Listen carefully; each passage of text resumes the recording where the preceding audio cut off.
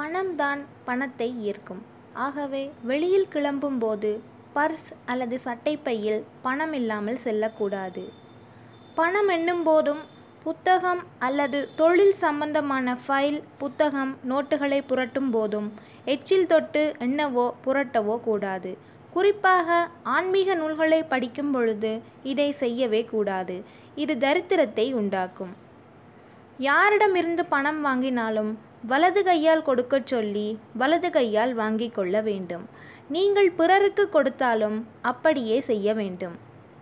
தொழில் சார்ந்த கணக்கு புத்தகங்களில் எழுத துவங்கும் முன் நோட்டு அல்லது புத்தகத்தின் முதல் பக்கத்தின் மேல் அஷ்டகந்தம் கொண்டு ஸ்ரீ அல்லது சுபலாபம் என்று எழுத வேண்டும். கடை அல்லது அலுவலகத்தின் பணப்பட்டி வைத்திருக்கும் அறைச்சுவர் மஞ்சள் அல்லது மஞ்சள் ஷேடு நிறத்தில் இருப்பது பணவரவை அதிகப்படுத்தும். கருப்பு, சிவப்பு, நீல நிறங்கள் பணவரவை குறைக்கும்.